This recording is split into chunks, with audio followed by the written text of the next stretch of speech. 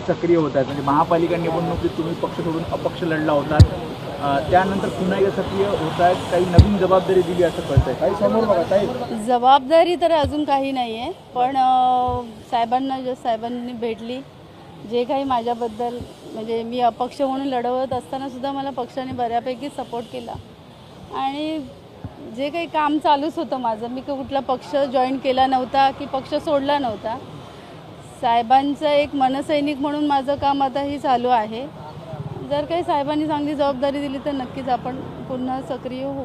तुमच्या विरोधात ज्यांनी निवडणूक लढवली त्या राजू पाटील, त्यांचे वडील शिंदे शिवसेनेत गेले, तेव्हा संदीप देशपांडे म्हणाले होते की जर तुम्हाला तिकीट दिलं असतं युतीमध्ये तर ते बरं झालं असतं. तर तुम्हाला असं वाटतं किंवा तुम्ही त्याच्यानंतर साहेबांशी बोललात या सगळ्या प्रकरणानंतर? संदीपजींशी माझं बोलणं झालं. आताही साहेब बोलले मला की मी त्यांना सांगत होतो की आम्हाला तिकीट द्या, मनसेला द्या, आमचं तिकीट येणार आहे.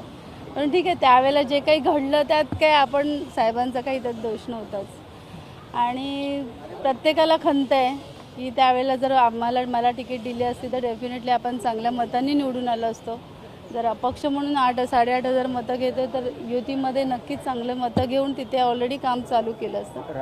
पण आज राजसाहेबांनी त्यांनी काय म्हटलेलं आहे नेमकं? साहेबच म्हणाले की मी तेच जे काही घडलं ते चुकीचं घडलं. त्याच वेळेला तेही सांगत होते की तिकीट द्या म्हणून यांना दिली पाहिजे. परंतु जे काही राजकारण घडलं, म्हणजे खासदारांच्या मुलीला तिकीट पाहिजे होती, त्यामुळे जे काही राजकारण घडलं त्याला आता काय झालेला पास्ट आहे, परत काही बोलण्यात अर्थ नाही. त्या अजूनही म्हणत की त्या ठाकरेंच्या शिवसेनेत आहेत, जरी वडील शिंदे शिवसेनेत गेले असले तरी. तर तुम्ही आता मनसेमध्ये आलेले आहात, तर आता युती आहे, तर तुम्ही सोबत असणार, काय पुढचं तुमची काय?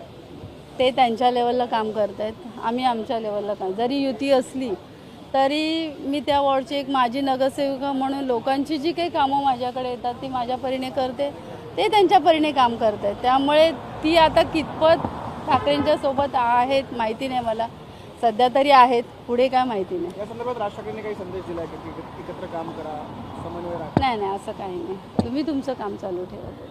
थँक्यू.